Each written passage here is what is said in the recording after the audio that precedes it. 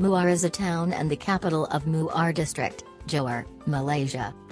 It is one of the most popular tourist attractions in Malaysia to be visited and explored for its food, coffee and historical buildings from the pre-war.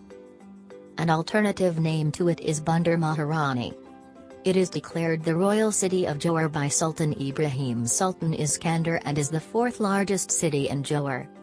It is the main and biggest town of the bigger entity region or area of the same name, Muar, which is subdivided into the Muar district and the new Ledang district, which was upgraded into a full-fledged district from the Tangkak sub-district earlier.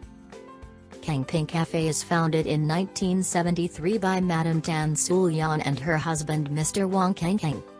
It is located in a strategic location near the stadium in Muar town. The signature dishes of Kheng Ping Café are traditional charcoal roasted toast with kaya and butter spread, steamed traditional bread and half-boiled egg with soy sauce and pepper. The strategy of Kheng Ping Café to attract customers is to provide the authentic traditional Hainanese taste to the customers. The kaya spread for the toast is self-made with own recipes which give the toast a unique taste. Without any premium decoration, Kheng Ping Café retains its local Kopitiam style as one of the features. Kheng Ping Café is opened in the early morning, which is 6 a.m. in order to provide the customers a place to have their breakfast. A cup of Hainan coffee with a kaya toast would be a good choice for people to kickstart their day. It is closed at 5 p.m., which is after the high tea session. The elderly people often stop by and order some drinks to spend their time reading the newspaper or chit-chatting. Madam Tan Sulan is an entrepreneur who is currently 77 years old. She is born in China and came to Malaysia in the 60s. Madam Tan studied until Standard 6 of primary school. The education level among the citizen is not high in her era. In 1966, she got married to Mr. Wong Kheng Ping and they have 6 children, 3 sons, and 3 daughters.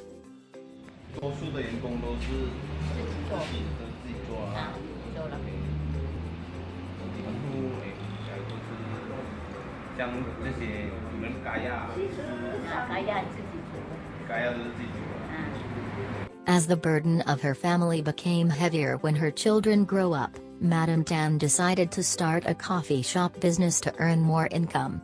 Madam Tan came from Hainan Island, China, which is the major base of coffee production. She fully utilized her skill and experience of coffee brewing that she learned from his hometown in their business. She wanted to inherit the traditional Hainanese taste and their coffee shop serves traditional Hainan coffee and bread as the main food. In order to maintain the authentic traditional taste, Madam Tan preserved the way of roasting bread with charcoal fire. She also developed her own recipe for making kaya coconut jam, to serve with the toast. Madam Tan is definitely a determined person. In order to reduce the burden of her husband, she went through all the obstacles and struggles and started the coffee shop business to earn more income for the family. Madam Tan is confident enough to start the coffee shop although she has no experience in running business. She has taken initiatives and believed in her ability to build the business with hard work. Independence is another strength that can be found in Madam Tan. She is self-reliant and able to handle multiple tasks.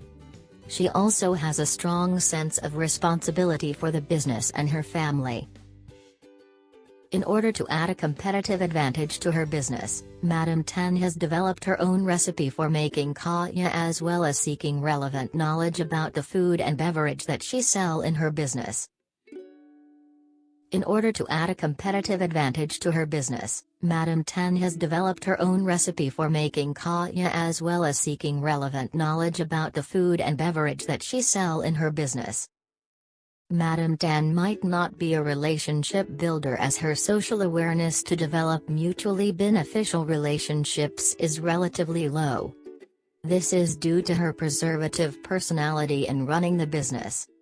Madam Tan has a conservative mindset as she does not make changes in her business frequently and continues to operate the business in a safe and stable manner. There are always threats toward this traditional coffee shop. For example, nowadays, most teenagers prefer to go premium cafe with exquisite decoration for their gathering session.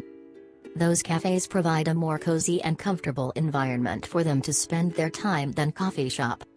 These customers may prefer to go to the restaurant with more food selection menu.